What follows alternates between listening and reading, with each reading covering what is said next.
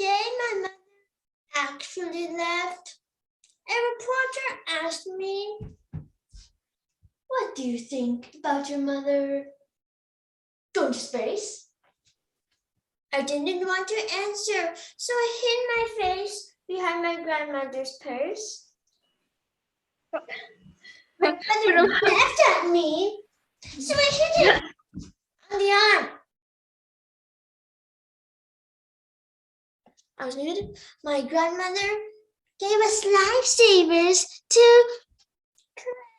you down. I was cherry, Grandma. So she peeled the paper down until she found one for me. Here you go, honey. I put it in my pocket for later. Then my mother joined us. She let me hold her hand while she talked to the reporters.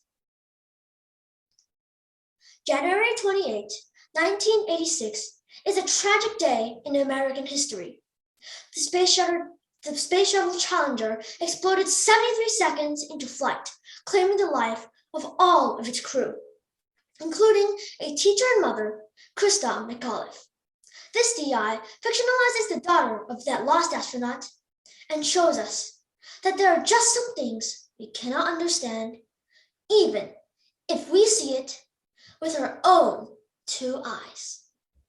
Defying Gravity by Jane Anderson. I played with her wedding ring, and I was very proud that I was one of the few people who was allowed to touch her hand. She showed the reporters something she was taking with her up to space. She had a journal, and in the journal was a bookmark I had made for her. I had drawn a rocket, stars, and Saturn with the rings, and I had ironed it between two pieces of wax paper to protect it from the gamma rays. Then she showed the reporters something her class had given her. I was jealous, and I wanted to give her something else. So I took out the lifesaver. It was fuzzy from the lining of my pocket. When my mother and the reporters talked, I tried to make the lifesaver presentable. I told myself that if I didn't pick all the lint off the lifesaver, my mother wouldn't come back.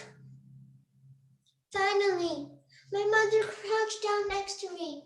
She was wearing her blue spacesuit.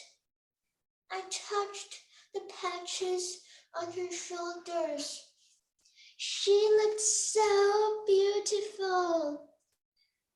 My grandmother kept saying, "Say goodbye, honey. Say goodbye to your mother." But all I could manage to do was hold out the lightsaber.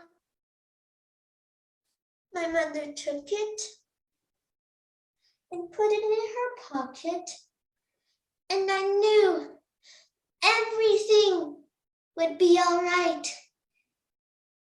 When I watched my mothership take off, I saw it go straight into the sky and disappear. My grandmother told me that my mother was in heaven. I was excited because I thought she'd come back with all sorts of neat presents. I went to the mailbox every day looking for a postcard from her that would have clouds or a 3D picture of God. I waited for her to call long distance.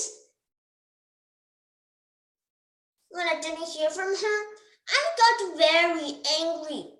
I told my dad, "I hate her for being away for so long."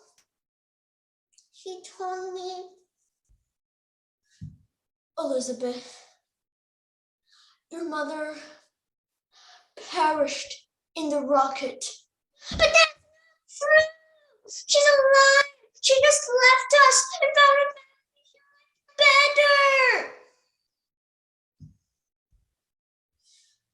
Elizabeth, why do you think your mother is still alive? Because I never saw her dead. These are the reasons I gave myself for why my mother didn't come back. 1, I hit my brother. 2,